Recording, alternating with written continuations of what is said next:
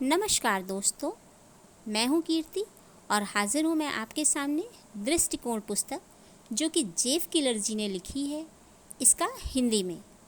तो आज शुरू करते हैं इसका चैप्टर नंबर 5। बट पहले रुकिए, अगर आपने इससे पहले के चैप्टर नहीं सुने हैं तो प्लीज़ मेरे चैनल पर विज़िट कीजिए और इससे पहले के चैप्टर को सुनिए। और शुरू करते हैं। आज का टॉपिक है मुश्किलों को अवसर में बदल दीजिए। आपके जीवन में जब भी समस्याएं आती हैं तो आपकी प्रतिक्रिया कैसी होती है? अगर आप भी आम इंसान की तरह होंगे तो पहले शिकायत करेंगे, यह सब मेरे साथ ही क्यों होता है? अब मैं क्या करूं? मेरी तो सारी योजना बर्बाद हो गई। यह एक स्वाभाविक प्रतिक्रिया है। जो भी हो, पहली असफलता मिलने पर अपने आंसू पोंछिए। यह तो आप कर ही सकते हैं। या तो आप अपने दुखड़ों को लेकर रोइए और अपनी परिस्थितियों की नकारात्मक चीज़ों के बारे में बार बार सोचिए, या फिर अपनी मुश्किलों से सबक सीखकर उनका समाधान ढूंढिए।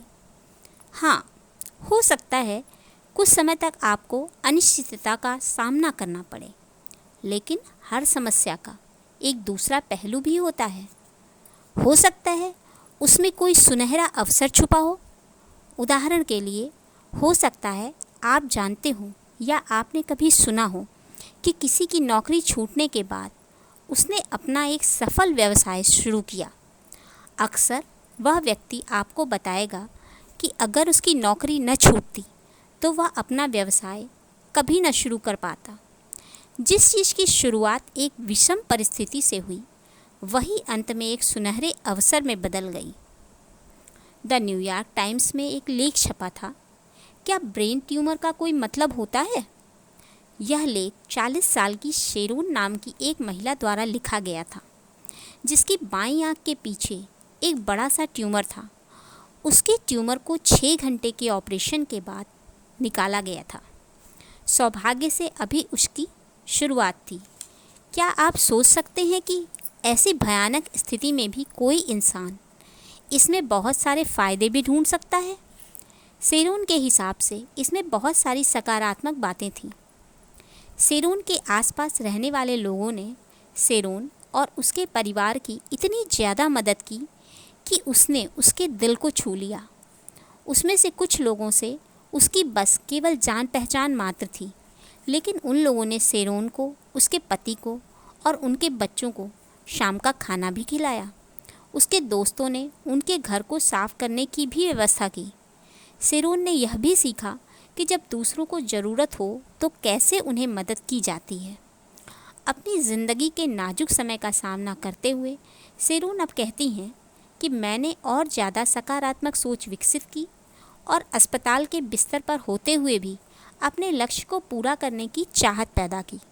उन्होंने अपने भाई बहनों के साथ और मजबूत रिश्ते कायम किए। सफलता का रास्ता अक्सर विफलता के मार्ग से होकर गुजरता है। यह बात व्यवसायी दावे ब्रूनो से पूछ कर देखिए।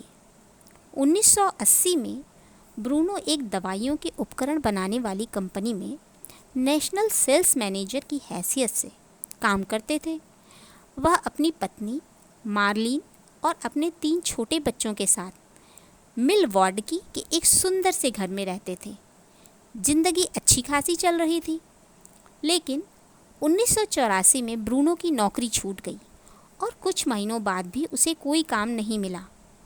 एक रात अपने घर लौटते समय दावे ब्रूनो की कार एक दुर्घटना का शिकार हो गई। वह बहुत बुरी तरह घायल हो गए। उनकी छाती की हड्डी टूट गई और रीढ़ की हड्डी में भी फ्रैक्चर हो गया। डॉक्टरों को लगा कि अब उनके बचने की उम्मीद बहुत कम है। ब्रूनो को भी लगा कि मैं मरने वाला हूँ, लेकिन 3 दिन की गहन चिकित्सा के बाद चमत्कारिक रूप से उनका जीवन वापस आ गया। ब्रूनो को एक पुनर्जीवन का एहसास हुआ। अस्पताल में पड़े पड़े वह सोच रहे थे कि अब आगे की ज़िंदगी कैसे चलेगी। इस दुर्घटना के पहले अपनी ज़िंदगी में उन्होंने बहुत सारे प्रेरणादायक वक्तव्यों को इकट्ठा किया था। बहुत छोटेपन से ही उन्होंने इन प्रेरणादायी वक्तव्यों की शक्ति के बारे में सीख लिया था और उनकी माँ की एक आदत थी कि वो इस तरह के वाक्यों को पूरे घर में यहाँ तक कि फ्रिज पर भी लगा देती थी। इससे उन्हें हमेशा आत्मबल और एक दिशा मिलती थी। एकाएक अंदर से एक उम्मीद जागी कि ज़िंदगी में अभी बहुत कुछ करना है।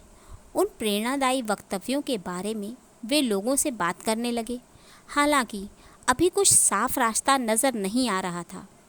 अस्पताल से बाहर आने पर एक और निराशाजनक समाचार का सामना करना पड़ा। अपने मेडिकल खर्चे की वजह से वह दिवालिया हो गए। उन्हें अपना घर तक बेचना पड़ा। लेकिन ब्रूनो ने अपना सपना नहीं छोड़ा। अपनी सकारात्मक सोच और दृढ़ विश्वास के कारण वह आगे बढ़ते रहे। फिर कुछ सालों के बाद जहां उन्होंने मार्केटिंग और छपाई का काम सीखा था, वहां उनको नौकरी मिल गई। फिर एक दिन उनके दिमाग में एक क्रांतिकारी विचार आया।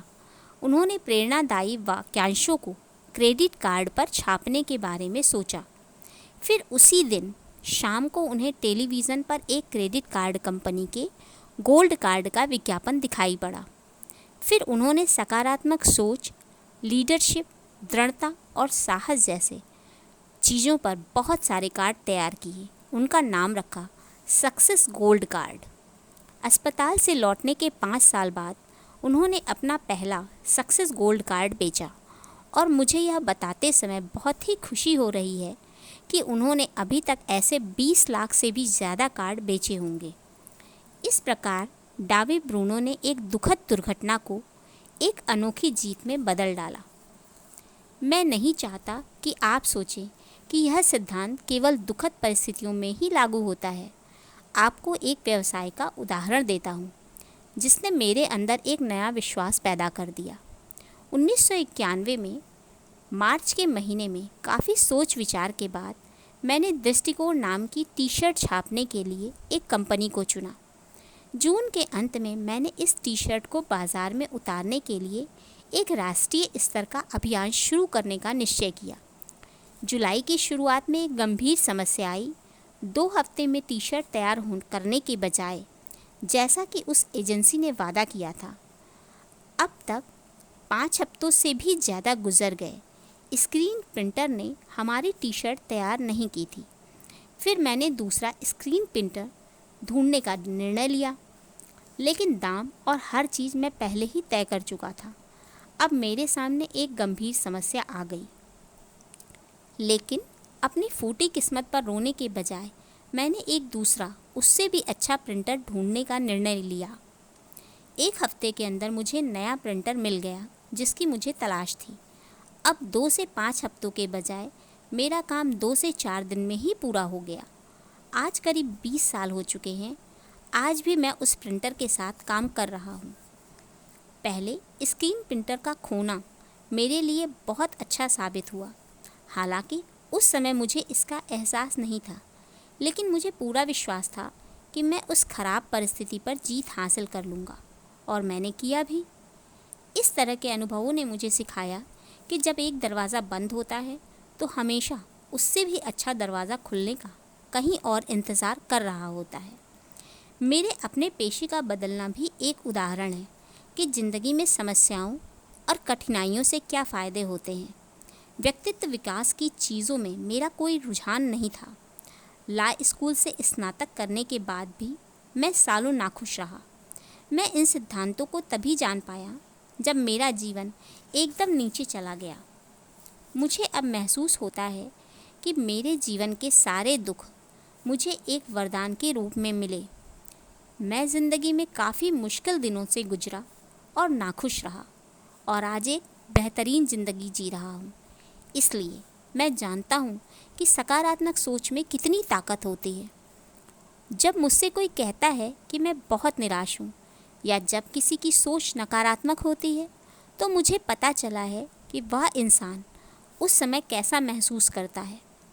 पहले मैं भी ऐसा ही था, और यह एक सच्चाई है कि अगर मैं अपने वकालत के पेशे से नाखुश न होता तो मुझे एक नया पेशा चुनने का मौका कभी न मिलता।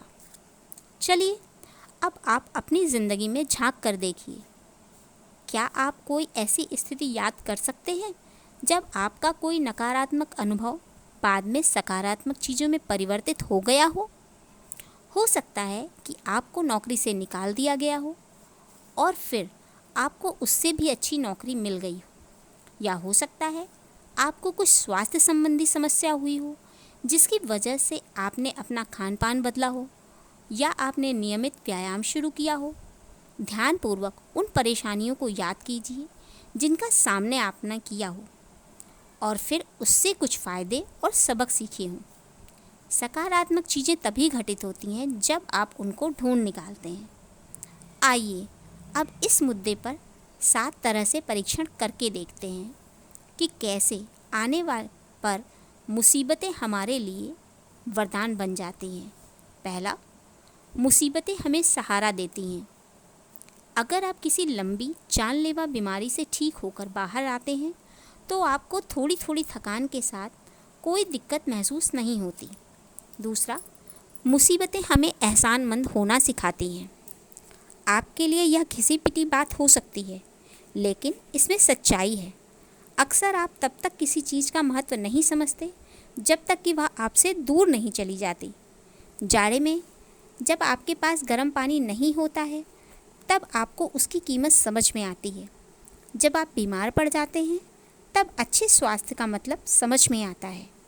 एक बुद्धिमान व्यक्ति को हमेशा ईश्वर की कृपा ही दिखाई देती है, उसे चाहे जितनी बड़ी क्षति क्यों न हो जाए। याद रखिए, आप हमेशा अपने प्रबल विचारों की दिशा में ही आगे बढ़ते हैं। इसलिए जो कुछ भी आपके पास है उसके लिए आभार प्रकट कीजिए, तभी आपको ज़िंदगी में और अच्छी चीज़ें मिलेंगी। तीसरा, मुसीबतें हमारी छुपी हुई क्षमताओं को बाहर निकालती हैं। एक कठिन अग्नि परीक्षा को पार करने के बाद आप अंदर से और मजबूत हो जाते हैं। फिर जब कभी आगे कोई बाधा आती है तो आप पहले से ही तैयार रहते हैं। समस्याएं और चुनौतियां हमारे अंदर छुपी प्रतिभा को बाहर निकालती है। हम अपनी योग्यताओं को पहचानते हैं जिसका हमें पहले कभी एहसास तक नहीं होता है। चौथा, मुसीबतें हमारे अंदर बदलाव और कर्म करने का साहस पैदा करती हैं। अधिकतर लोग अपनी वही पुरानी ज़िंदगी से चिपके रहते हैं, उसमें उन्हें चाहे जितनी कठिनाई या दर्द क्यों न हो, अधिकतर समय वो बस अपनी परेशानियों से तालमेल बिठाकर जीते रहते हैं, जबकि समस्याएं आपको अपनी गलतियों का एहसास कराकर उन्हें सुधारने का अवसर प्रदान करती हैं। पाँचवां, मुसीबतें हमें मूल्यवान शिक्षा देती हैं। एक असफल व्यापार का उदाहरण लीजिए। हो सकता है कि एक उद्यमी अपने पिछले व्यापार से बहुत सारी बातें सीखकर दूसरा एक नया सफल व्यापार स्थापित करे। छठवां, मुसीबतें एक नया दरवाज़ा खोलती हैं। किसी से संबंध खराब होने पर आप एक और ज़्यादा मजबूत रिश्ता बना लेते हैं। आपकी नौकरी खोने पर आप उससे भी अच्छी नौकरी पा लेते हैं। इन उदाहरणों में समस्या एक समस्या की तरह से बिल्कुल भी नहीं होती, बल्कि उसमें एक बेहतर अवसर छुपा होता है। ज़िंदगी में जब भी एक दरवाज़ा बंद होता है तो हमेशा एक नया दरवाज़ा आपका इंतज़ार कर रहा होता है। सातवां, मुसीबतों से आपके अंदर विश्वास और स्वाभिमान पैदा होता है। जब आप किसी मुसीबत से लड़ने के लिए अपना पूरा साहस जुटाते हैं और उसे जीतने का दृढ़ निश्चय करते हैं तो आपके अंदर एक विश्वास पैदा होता है और आप एक विजेता की तरह महसूस करते हैं। फिर आगे बढ़ने की आपकी यही सकारात्मक भावना आपको सफलता दिला देती है। निश्चित रूप से आपको ज़िंदगी में कुछ समस्याएं और मुसीबतें मिलेंगी। मैं नहीं कहता हूँ कि जब भी दुख आए तो आप सच्चाई से मुंह मोड़ लीजिए, बल्कि मैं यह कह रहा हूँ कि जब भी कोई दुखद घटना घटित होती है तो तुरंत उस परिस्थिति का फैसला यह कहते हुए मत कीजिए कि हमारे साथ बहुत बुरा हो रहा है। कभी कभी आप उसमें छुपी अच्छाइयों को जल्दबाजी में भांप ही नहीं पाते। आपके पास हमेशा एक विकल्प होता है। चाहे तो आप अपनी समस्याओं में केवल नकारात्मक चीज़ें देखिए और फिर निराशा को गले लगा लीजिए। मैं आपको एक आश्वासन देता हूँ कि इस तरह की सोच से स्थिति और ख़राब हो जाएगी। दूसरी तरफ आप अपनी ज़िंदगी के नकारात्मक अनुभवों को एक अवसर के रूप में भी देख सकते हैं, उनसे बहुत कुछ सीख सकते हैं और ज़िंदगी में आगे बढ़ सकते हैं। विश्वास करिए या न करिए, लेकिन समस्याएं हमेशा आपको बेहतर बनाने के लिए आती हैं, न कि आपको बर्बाद करने के लिए। तो अब अगर आपको कोई मुसीबत मिलती है या ज़िंदगी में कोई विफलता मिलती है तो निराश और हताश होने की ज़रूरत नहीं है। उस संकट के बादल को अपने दिमाग पर छाने मत दीजिए।